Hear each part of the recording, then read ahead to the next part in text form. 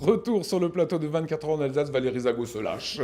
On est avec Thomas Pfeiffer, ça va Thomas? Super. Alors les Alsaciens vous connaissent pour être le spécialiste du loup en Alsace. Vous avez plusieurs projets, on va en parler. La Maison du loup en Alsace, vous étiez venu il y a quelques mois ici. Oui. Et comme vous êtes l'auteur de ce livre jeunesse, Le fabuleux voyage de Lisele et Wolfi en Alsace, eh bien vous souhaitez en faire une version dialectale et allemande. Tout à fait. L'idée, c'est de traduire ce livre qui a été écrit il y a 2 ans en français, dessiné par Christophe Carmona, de le traduire en alsacien et en allemand pour que les enfants puissent s'approprier à la fois les légendes du loup en Alsace et en même temps connaître évidemment ce retour naturel de l'animal, de ce prédateur qui est revenu sur les sentes alsaciennes depuis maintenant 2011, qui s'est installé, qui est bien en place et qui continue de circuler, de régénérer un petit peu, de biodiversifier un environnement qui en manquait cruellement. Voilà, le loup pour vous en Alsace, c'est une très bonne chose évidemment. Alors c'est une excellente nouvelle pour la biodiversité. C'est vrai que ça peut parfois provoquer des conflits avec l'élevage. Enfin, le loup en Alsace et dans les Vosges, c'est une empreinte écologique qui est quand même assez réduite. Donc le loup chasse plutôt des proies sauvages à plus de 90% et les proies domestiques, c'est plutôt rare. Voilà. Donc, ça... Michel Siat, vous avez une grande scierie ici en Alsace, vous avez déjà croisé le loup Pas encore, mais j'aimerais bien. Ouais, ça serait plutôt une bonne chose. Alors, vous voulez, pour cela, tout se finance aujourd'hui, on Oui. le sait bien. Alors, Vous avez lancé un crowdfunding c'est ça, participatif sur Ulule. voilà, un financement participatif. Alors, on donc- va mettre l'adresse de suite, comme ça Oui. vous pouvez le copier. Voilà, on le voit à l'écran. Donc on voit même la somme pour le moment qui est plutôt... 529 euros. Et il nous faut 3 000 euros. On a déjà eu une aide de la région Grand Est de 2 500 euros. Donc il nous faut l'autre moitié. Il reste 13 jours, donc le timing est serré. Mais voilà, avec cet appel ce soir, j'espère que quelques personnes, des mécènes, des entreprises puissent être des partenaires et soutenir ce projet pour que notre langue, le dialecte alsacien qui se perd, notamment auprès des jeunes, puisse vivre à travers ces histoires et notamment les légendes du loup en Alsace qui sont très nombreuses et pas négatives du tout à l'égard de l'homme. Et ça, je crois que c'est important. Et aujourd'hui, le bilinguisme dans cette région Grand Est a tendance un petit peu à se perdre et j'espère que cette campagne de financement va peut-être réveiller aussi un peu les Alsaciens. Il faut encore 2500 euros. C'est ça, près. il manque 2500 euros, il reste 13 jours, donc c'est ça Mais l'enjeu. vous êtes allé voir des éditeurs en disant voilà, j'ai ce projet en alsacien. J'ai un éditeur, c'est monsieur Jérôme Metzinger, Ouais. qui est prêt à se lancer dans l'aventure, puisque mon éditeur au départ est plutôt dans le Jura. Il faut financer un peu. Il faut financer un peu, voilà. Donc l'idée maintenant, c'est de mettre, j'allais dire, quelques dizaines, vingtaines, trentaines d'euros.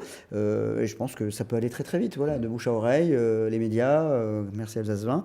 Et puis, j'allais dire, ce soutien de la part du public à l'égard de ces histoires qui vont faire vivre le loup, mais aussi faire vivre notre dialecte et faire vivre, j'allais dire, le retour naturel du loup dans les légendes alsaciennes, dans les écoles aussi. Et j'y tiens en tant qu'enseignant, que les enfants s'approprient cette culture et découvrent les dessins que Christophe Carmona a fait du nord de l'Alsace jusqu'au sud, passant de Groftal jusqu'à, j'allais dire, Orbé à la pierre du loup. Il y a de quoi découvrir avec Rossheim, la Bastiale, ici Groftal, les lieux et les légendes autour du loup. Voilà. Et donc ce chaperon rouge des temps modernes est en fait une initiation pour défendre mon autre projet qui est évidemment celui de créer une maison du loup. Et cette idée, c'est de faire venir évidemment le maximum d'enfants. Et le voilà le loup. Voilà. Il est Dessiné là. par Christophe à partir du de... loup aussi. Enfin, Oui. La génération actuelle, elle a plus cette oui. peur, entre guillemets, cette image négative qu'avait la génération des plus anciens, de Lionel par exemple. Exactement, mais alors, on n'est pas si ancien que ça. Il y a eu effectivement un renversement total de l'image du loup. Du grand méchant loup, on est passé au grand gentil loup. Mes élèves n'ont qu'une envie, c'est de créer, enfin de voir ce parc se créer. Ils n'ont absolument aucune appréhension sur le loup. Ils ont vécu dans les documentaires, ils ont été dans différents parcs. Donc la peur du loup, pour eux, c'est quelque chose de totalement inconnu. Donc, il y a quelques années, vous aviez parlé sur ce plateau-là des loups qui étaient évidemment ici en Alsace ou dans les Vosges, et de petits louveteaux qui avaient été identifiés. Oui. Que sont-ils devenus? Est-ce qu'il y a une meute maintenant? Alors la meute est toujours en place, c'est-à-dire qu'on parle de meute quand il y a un couple identifié. Donc depuis 2012, le couple est identifié. 2013, il y a eu des naissances. C'était à ce moment-là que j'étais venu vous voir. Sans doute d'autres naissances, compliquées, parce que le loup, ça bouge beaucoup. Ce qu'on sait, c'est qu'il y a 3 individus sur Cornimont, Ventron, la Bresse, qui sont toujours là, qui se baladent versant alsacien, versant lorrain, donc ils sont toujours présents.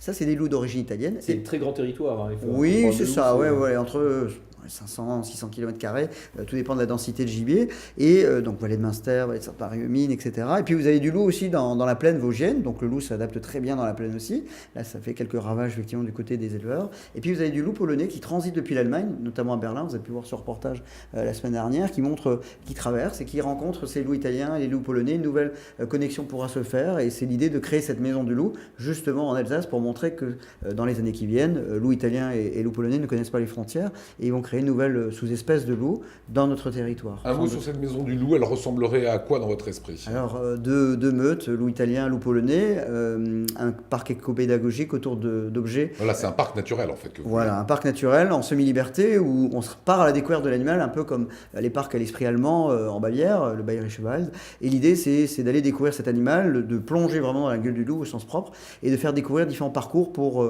j'allais dire, les maternelles jusqu'aux primaires, les collégiens, les adultes, avec des visites libres ou guidées, et d'être un support, notamment, ça sera sans doute dans le Haut-Rhin, mais on en reparlera bientôt, l'idée de créer un support qui soit à la fois une découverte du loup, mais une découverte de l'environnement en soi, et qui permette aux gens de développer des pratiques écologiques à la maison également. Voilà, pour ce spécialiste du loup, accompagnez-le, aidez-le. C'est vrai qu'on aimerait bien la lire en alsacien. Voilà, pour tous les petits gamins qui sont ici dans la région, il faut encore retrouver un petit peu de sous, et c'est jusqu'au 22 janvier. C'est exact ça, et Voilà, 22 janvier. Ulule, évidemment, a une durée limite, si je puis dire.